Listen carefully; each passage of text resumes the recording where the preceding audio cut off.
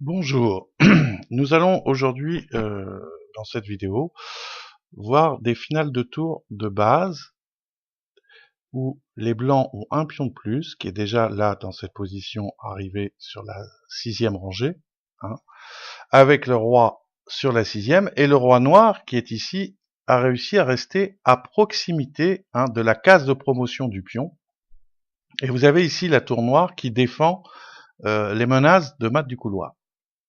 Alors ici, normalement, avec les pions à partir de la colonne F jusqu'à la colonne C, donc dans ce carré ici, que je montre ici dans ce rectangle, ce n'est pas un carré, dans cette zone-là, les blancs vont gagner.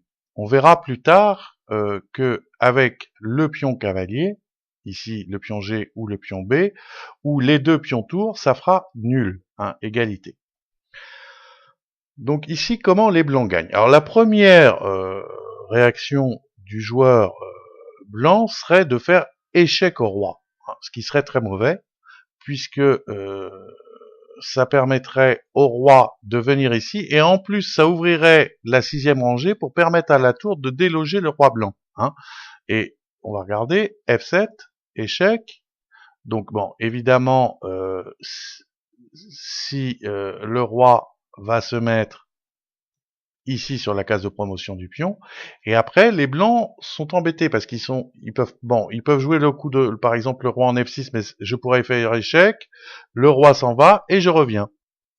Et là il n'y a pas moyen de gagner. La tour doit rester au contact pour défendre le pion, parce que sinon, si par exemple la tour reculait, je ferais échec et après le roi pourrait prendre le pion.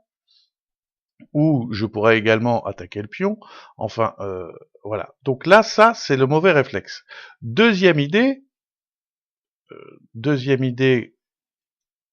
quand on est comme ça serait de jouer tour H7 avec l'idée maligne de jouer F7 échec. Le roi est obligé d'aller en F8 et tour H8 enfilade de la tour, enfilade, le roi est en échec, et le roi serait obligé de monter en E7, et là je prendrais la tour. Le problème, c'est que là, les noirs peuvent ici clouer le pion blanc. Voilà. Donc quelle est la bonne méthode? Ça c'est le problème. Quelle est la bonne méthode pour gagner? Quand on la connaît, c'est assez simple. Il faut faire ici échec au roi avec la tour. Alors, et les noirs ont deux solutions. Soit ils vont en H8.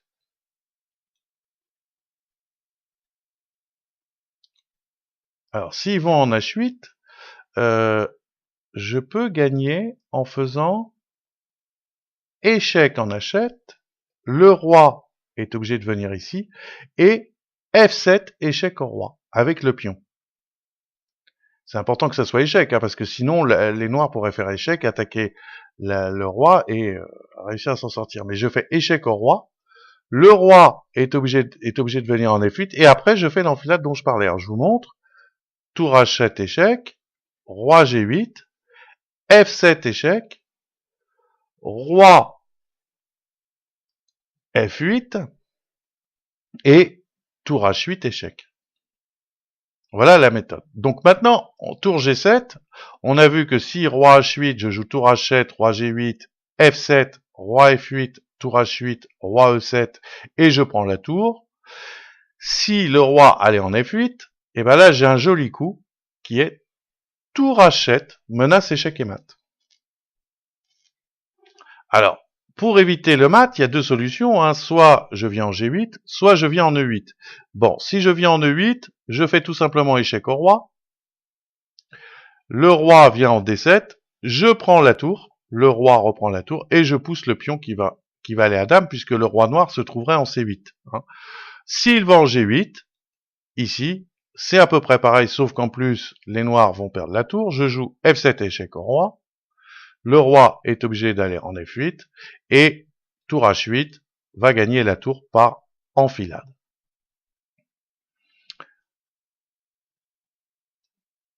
Voilà donc cette position avec le pion F gagne. Hein, c'est la même chose si on a un pion E, un pion D ou un pion C. Hein, c'est exactement pareil. Avec ce type de défense, donc le roi sur la 8e et la tour sur la 8e. Par contre, si on a un pion cavalier, ici, eh ben, il n'y a pas de manière de gagner. Parce que on ne peut pas faire, on a vu que tout à l'heure, il fallait arriver à faire des enfilades. Là, il n'y a pas moyen de faire des enfilades. Alors imaginons que je fasse échec au roi, comme tout à l'heure. Je fais échec au roi avec ma tour. Bon, si le roi est malin, il va aller en H8. Ici. Avec l'idée, je ne peux rien faire. Parce que je ne peux pas passer par enfilade. Par contre, s'il allait en F8 ici, j'aurais un coup pour menacer une enfilade qui gagnerait, ça serait roi H7. Et là, je vais réussir à gagner la position. Donc si tour G7, roi H8 fait nul. Alors maintenant, on va voir une autre position qui est très importante également. Alors avec le pion H, c'est exactement pareil. Hein. Si on a un pion H, si on a le pion sur H, il n'y a aucun moyen de gagner, puisque toujours on ne peut pas faire cette enfilade. Maintenant, on va voir une autre position très importante pour l'évaluation des finales de tour, qui est la position de Philidor. Alors là, on va voir, on revient un petit peu en arrière dans le sens où le pion, tout à l'heure, on a vu que le pion blanc était déjà sur la 6e rangée. Là, je vais le mettre uniquement sur la 5e. Et c'est une position très critique pour l'évaluation en général des finales de tour. Alors ici, c'est au blanc de jouer. Hein, si c'est au noir, on verra tout à l'heure. Là, c'est une position critique puisque celui qui a le trait arrive à sauver ce qu'on appelle le demi-point, c'est-à-dire comme les blancs, bon, ici, ils ne peuvent pas perdre normalement, ils ne peuvent que gagner ou faire nul. Donc, on se bat pour un demi-point et puis pour un point entier. Donc, si c'est au noir de jouer, ils vont réussir à faire nul, on verra comment après, mais là, comme c'est au blanc de jouer, normalement, ils vont gagner. Alors, il y a une ruse, il faut jouer roi G6. Alors, on va voir pourquoi. Hein, c'est très malin. Si, par exemple, je joue F6, on verra tout à l'heure, le roi va se faire ici, on va voir tout à l'heure, retenez pour l'instant qu'il faut jouer tour B1. Et on verra tout à l'heure pourquoi. Hein. Donc, ici, si je joue roi F6, ils vont faire, les noirs vont faire échec, et on revient à une position qu'on a déjà vue, le roi est obligé de reculer, et je remets ma tour ici, et on revient à la position précédente. Donc, la seule manière de gagner, c'est de jouer roi G6. Bon, les noirs n'ont pas grand chose à faire, hein, ils peuvent attendre. Si la tour s'en va, si la tour vient en B1, je fais tour A8 échec, le roi va être obligé de quitter le contrôle de la case de promotion du pion, et là je vais avancer, et je vais pouvoir gagner la position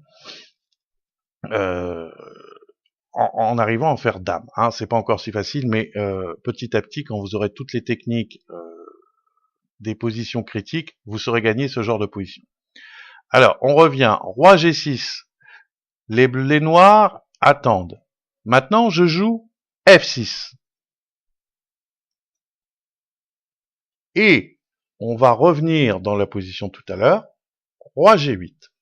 Alors, je vous laisse réfléchir à ce qu'il faut faire, essayez de vous souvenir dans la tête comment on gagne. On vient de le voir tout à l'heure. Donc, comment ici les blancs gagnent. On joue tour G7 échec, roi F8, tour H7, roi G8, F7 échec, roi F8, et la fameuse enfilade, tour H8.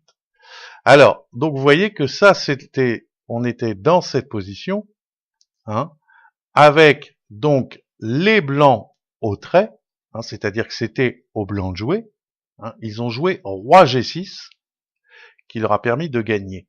Hein. Alors maintenant, voyons voir si c'est au noir de jouer. Là, ça change tout, parce que les noirs connaissent la technique et vont jouer un coup malin, ils vont jouer tour B6 pour éviter le roi G6 qui gagne. Alors là, les blancs ne peuvent pas faire grand-chose, hein. S'ils font échec au roi, le roi va monter, ici, ils ne peuvent pas progresser. Évidemment, le roi ne va pas reculer, s'il reculait, moi, j'attendrai ici. Donc, le seul moyen de progresser, c'est de pousser le pion.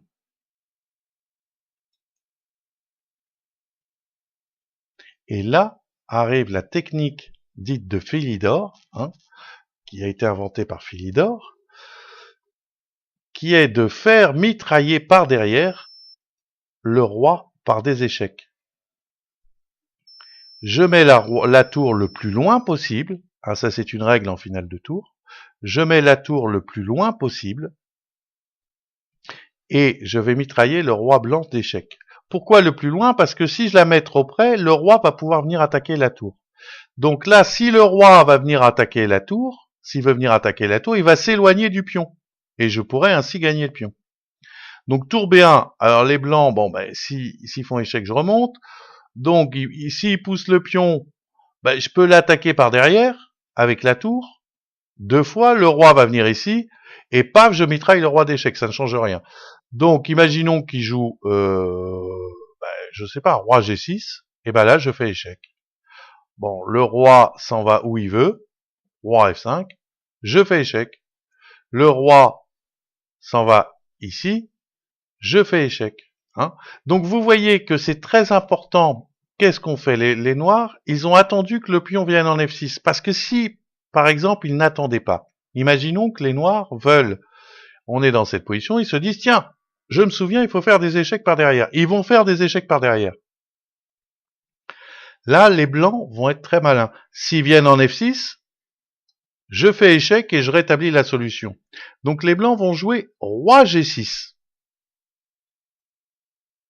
Alors, les noirs, bon, se disent, si je fais échec et là, il va pousser et il va menacer échec et mat. Donc ils disent, bah non, je vais aller faire un échec par derrière. Tour B1. Il joue tour G1 échec. Et, paf, le roi vient là, et là il menace mat. Et la tour, vous voyez, ne peut plus venir défendre le mat. Donc qu'est-ce qu'elle peut faire s'ils veulent défendre? Par exemple, elle pourrait jouer tour 8 ici, et là, tour échec, force l'échange des tours, et hop, le roi fait ce qu'on appelle le fameux tapis rouge, hein, qu'on verra dans les finales de pion, et là, le pion va aller à dame de manière forcée. Donc voilà, ça c'est la position de Philidor, hein, très très importante. Donc, si les blancs sont au trait, c'est-à-dire si c'est à eux de jouer, ils jouent roi G6. Mais c'est une défense qui arrive très souvent, c'est souvent au noir parce que c'est la défense typique quand on a un pion de moins en finale de tour. On met le roi sur la case de promotion du pion, on met la tour ici sur la 6e très très vite pour empêcher.